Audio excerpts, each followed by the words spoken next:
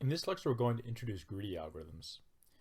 Before going to the general case, we'll work with two particular examples, the knapsack problem and the vertex cover problem.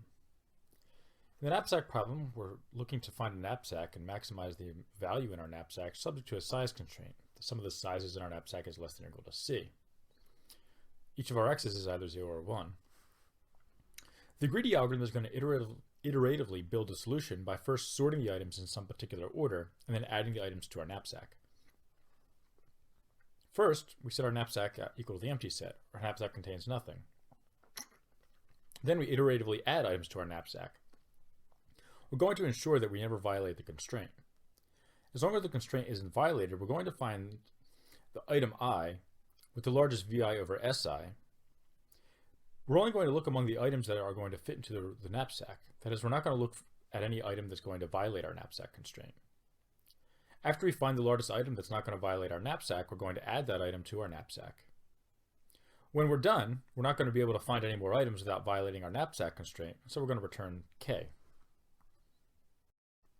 This algorithm isn't guaranteed to give us an optimal solution, and we could potentially analyze it to see what quality solution it is going to give us, but for now we're just going to note that this is a greedy algorithm because we're sorting items by some particular measure, VI over SI, and adding them incrementally to our solution.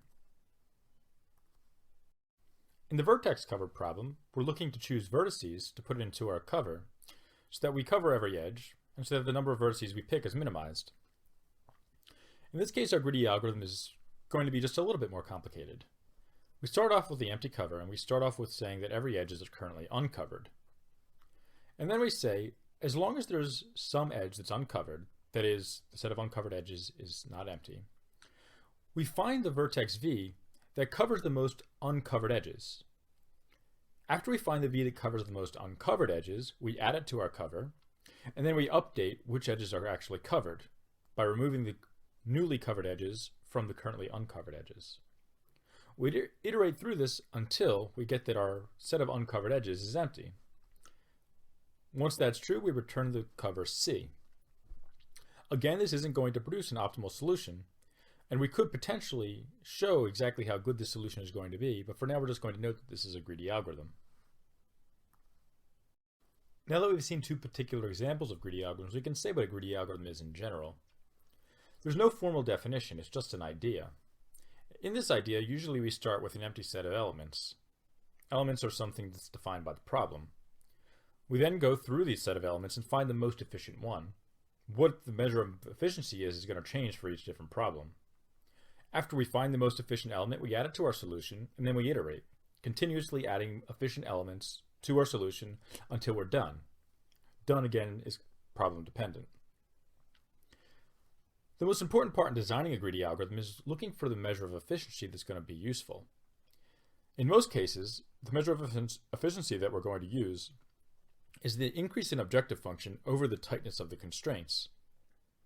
This is again going to be very problem dependent and is really just a guide rather than a hard fast rule.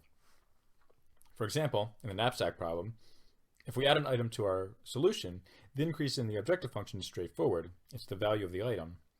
The increase in the tightness of the constraints is also straightforward. It's the size of that item, because the size when that item is added to our knapsack, we have SI less units of capacity to play with. In the knapsack problem, it's a maximization problem, so we would like to continuously introduce elements that are the highest level of efficiency. In the vertex cover problem, efficiency is a little bit more challenging. When we add an item to our cover, the increase in the objective function is straightforward. It's 1. We've added one vertex. The tightness of constraints is a little bit different though. In this case, whenever we add an item to our cover, we satisfy more constraints.